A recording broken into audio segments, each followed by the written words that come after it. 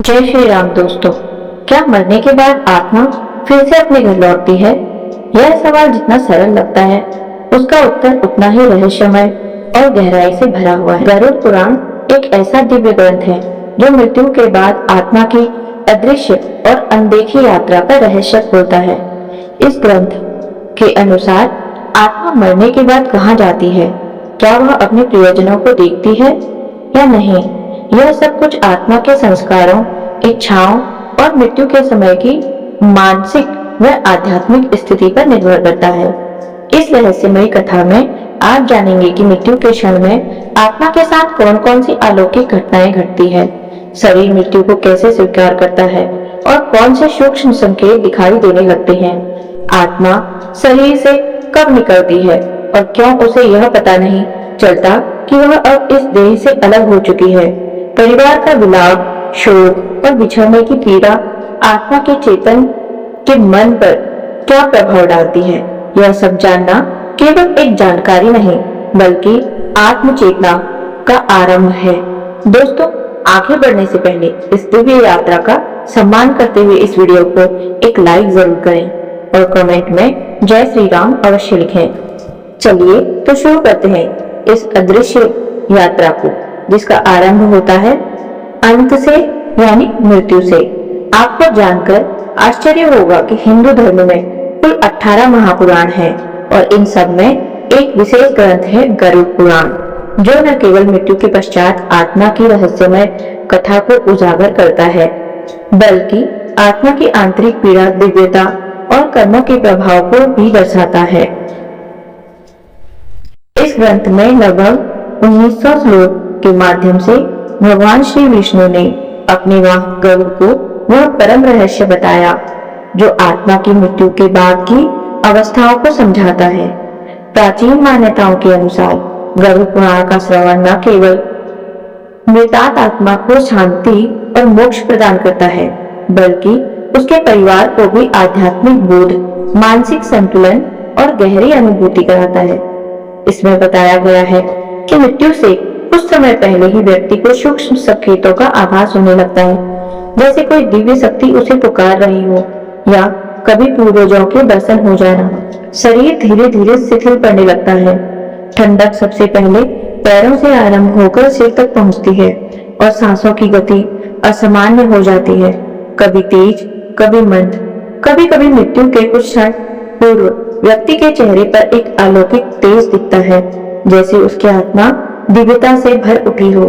जब जीवन की लौ बुझती है तब आत्मा ऊर्जा की उस अंतिम तरंग से बाहर आती है, लेकिन उसे यह ज्ञात नहीं होता कि वह अब शरीर से अलग है। शुभ कर्म करने वालों की आत्मा सहजता से निकल जाती है, पर जिसके पाप अधिक होते हैं उनके लिए यह क्षण पीड़ादायक और क्लेशपूर्ण बन जाता है। आत्मा के निकलते ही शरीर मौन और शीतल हो जाता है, पर आत्मा भ्रम में रहती है, मैं जीवित हूँ, पर मुझे कोई देख क्यों नहीं रहा।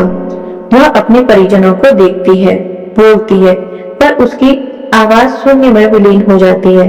उसे लगता है जैसे कोई वह स्वप्न देख रही हो, परंतु यह स्वप्न नहीं, उसकी चेतना की एक नई स्थिति होती है। जब घर में रोने धोने की आवाजें गूंजती हैं, तो आत्मा उन्हें चुप कराना चाहती है, मैं यही हूँ, वह कहना चाहती है, पर वह कह नहीं पाती। वो केवल हवा में कांपती है। कुछ आत्माएं बेचैन हो जाती हैं, पीड़ा में तड़पती हैं और वे हवाओं को हिलाने लगती है। दरवाजे खटकने लगते हैं और वे परिजनों के स्वप्न में उतर आती हैं, एक संदेश देने के लिए, एक आस के लिए कि उन्हें शांति दी जाए। यह रहस्य न केवल मृत्यु का बल्कि जीवन के गहन अर्थ का भी संकेत देता है। अब जानते हैं यमदूत कब और कैसे आते हैं। आत्मा मृत्यु के कुछ समय बाद एक नई हलचल को अनुभव करती है। अचानक उसे महसूस होता है कि कोई अदृश्य दृष्टि से परे शक्तियां उसके समीप आ रही हैं। यदि आत्मा पुण्यवान हो तो उज्जवल तेजों से यमदूत उसे सम्मान पूर्वक स्वर्ग की ओर ले जाते हैं, परंतु यदि उसके कर्म अंधकार में रहे हों तो भयंकर यमदूत आते हैं जो उसे पकड़कर चीखों और भय के मध्य नरक की दिशा में ले जाते हैं। परंतु यह यात्रा यही समाप्त नहीं होती। सबसे पहले आत्मा को उसके संपूर्ण जीवन का दर्पण दिखाया जाता है। हर पुण्य कर्म उसकी चेतना में संतोष और प्रकाश की लौ जलाता है। वहीं हर पाप कर्म उसे डर और पश्चाताप से भर देता है। यमदूत धीरे से कहते हैं, अब तुम्हारा समय इस लोक में समाप्त हुआ। दोस्तों, अब आइए जानते हैं वह रहस्य जो आत्मा मृत्यु के बाद के 13 दिनों तक अनुभव करती है। गरुड़ पुराण कहता है कि आत्मा मृत्यु के बाद भी 13 दिनों तक इसी लोक में रहती है, लेकिन वह स्थिति सामान्य नहीं होती। वह एक गहन और अदृश्य यात्रा को प्रारंभ होता है। पहले दिन भ्रम, मोह और अज्ञान का समय होता है। आत्मा अपनी मृत्यु को स्वीकार नहीं करती। वह घर में भटकती है, अपने परिजनों से बात करना चाहती है, पर उसकी आवाज कोई नहीं सुन सकता।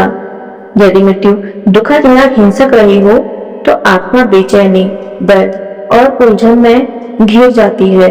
चौथे से 10वें दिन तक आत्मा को धीरे धीरे सत्य का बोध होने लगता है।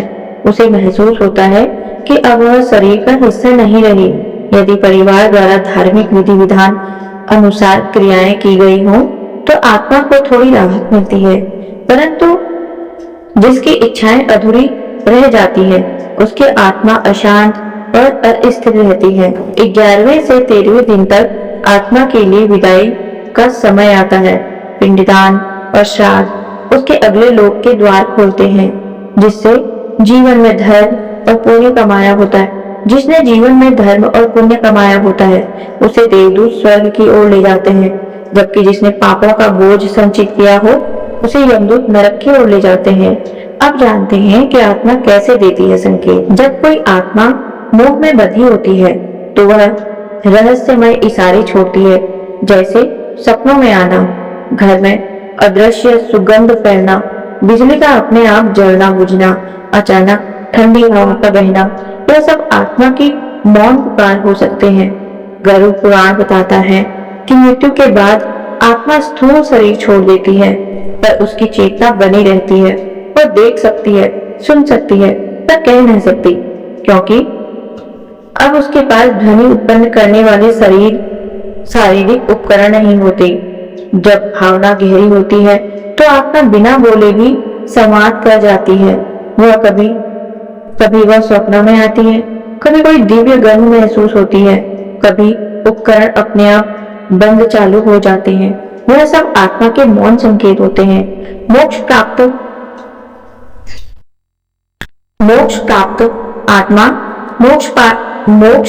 आत्मा परमात्मा में विलीन हो जाती है और फिर वापस नहीं लौटती। स्वर्ग या नरक कई आत्माएं अपने कर्मों का फल भोगती हैं और पृथ्वी के कार्यों में हस्तक्षेप नहीं करती, लेकिन जो आत्माएं अधूरी इच्छाओं के कारण भटक रही होती हैं, वे कभी कभी संकेत देकर सहायता की कामना करती है। गरुड़ पुराण कहता है कि पूर्वजों की आत्माएं पितृक में निवास करती है और जब वंशज श्राद्ध या तर्पण करती हैं तो वे प्रसन्न होकर आशीर्वाद देती हैं। यदि परिवार पर कोई संकट आने वाला हो तो पितरों की आत्माएं संकेत देती हैं, कभी स्वप्न में, कभी अंतर्मन में। यदि किसी दिवंगत आत्मा का बार बार स्वप्न में आना हो तो समझिए वह कोई संदेश देना चाहती है।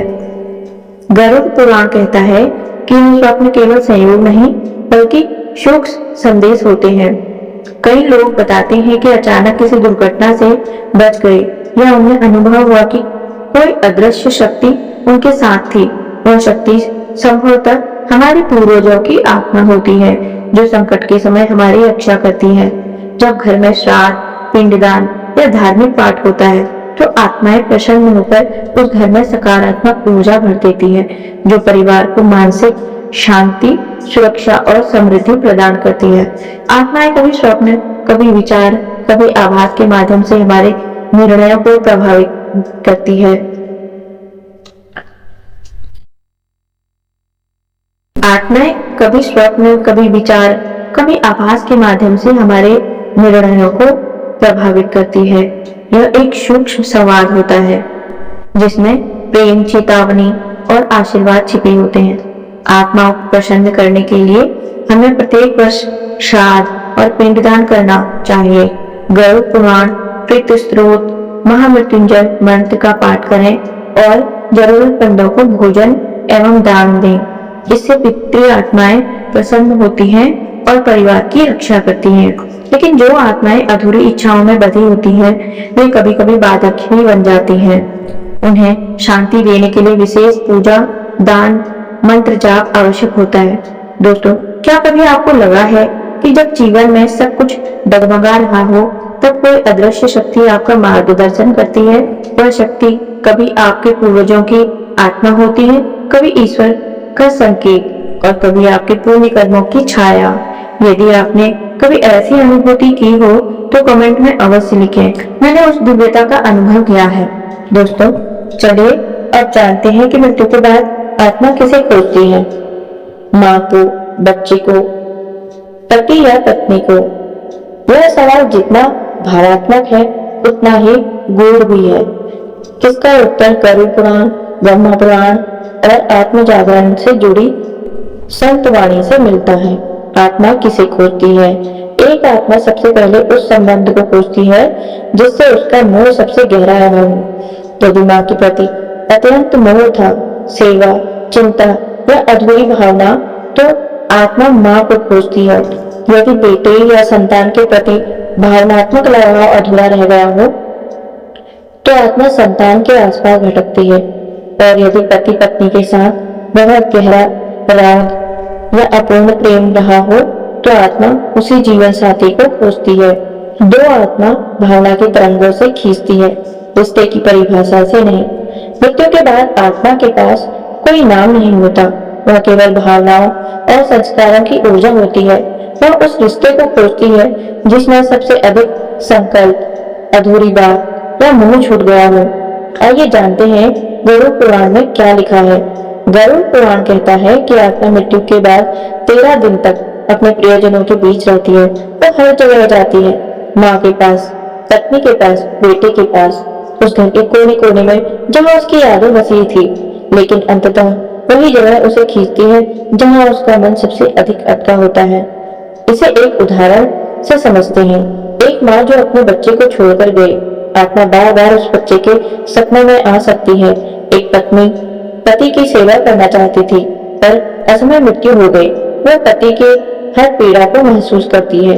एक वृद्ध जिसे जीवन भर माँ की ममता की तलाश रही, मरने के बाद वही आत्मा माँ को ढूंढती है। मृत्यु के बाद आत्मा माँ, बेटा या पति पत्नी में से उसी को खोजती है जिसे सबसे अधिक प्रेम, मोह, पीड़ा या अधूरी भावनाएं जुड़ी होती हैं। भावनाएं जहाँ गहरी होंगी, आत्मा वही खींची चली जाएगी, वह संबंध चाहे कोई भी हो। दोस्तों, यदि आज की यह रहस्यमय यात्रा आपके हृदय को स्पर्श कर गई हो तो कृपया इस वीडियो को श्रद्धा के रूप में साझा करें। दोस्तों, आपको यह कथा कैसी लगी? कृपया कमेंट करके जरूर बताएं। वीडियो पसंद आया हो तो लाइक करें और अपने दोस्तों के साथ शेयर करें। कमेंट बॉक्स में जय श्री राम लिखना ना भूलें। फिर मिलते हैं एक और दिलचस्प वीडियो के साथ। धन्यवाद। जय श्री राम।